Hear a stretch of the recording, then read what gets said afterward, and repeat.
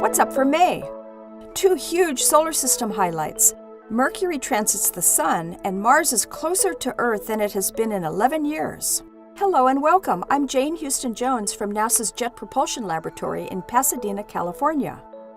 On May 9th, wake up early on the West Coast or step out for coffee on the East Coast to see our smallest planet cross the face of the Sun. The transit will also be visible from most of South America, Western Africa, and Western Europe. A transit occurs when one astronomical body appears to move across the face of another, as seen from Earth or from a spacecraft. But be safe. You'll need to view the Sun and Mercury through a solar filter when looking through a telescope or when projecting the image of the solar disk onto a safe surface. Look a little south of the Sun's equator. It will take about 7.5 hours for the tiny planet's disk to cross the Sun completely. Since Mercury is so tiny, it will appear as a very small round speck, whether it's seen through a telescope or projected through a solar filter. The next Mercury transit will be November 11th, 2019. 2 other May highlights involve Mars. On May 22nd, Mars opposition occurs.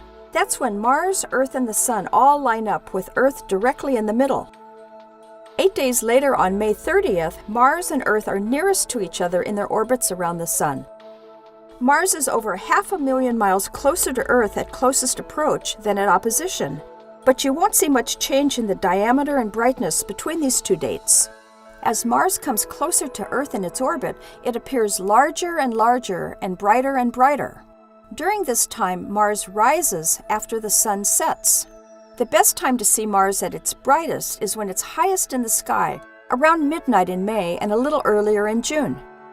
Through a telescope, you can make out some of the dark features on the planet, some of the lighter features, and sometimes polar ice and dust storm obscured areas showing very little detail. After close approach, Earth sweeps past Mars quickly, so the planet appears large and bright for only a couple weeks. But don't worry if you missed 2016's close approach. 2018's will be even better, as Mars's close approach will be, well, even closer. You can find out about NASA's Journey to Mars missions at mars.nasa.gov, and you can learn about all of NASA's missions at www.nasa.gov. That's all for this month. I'm Jane Houston Jones.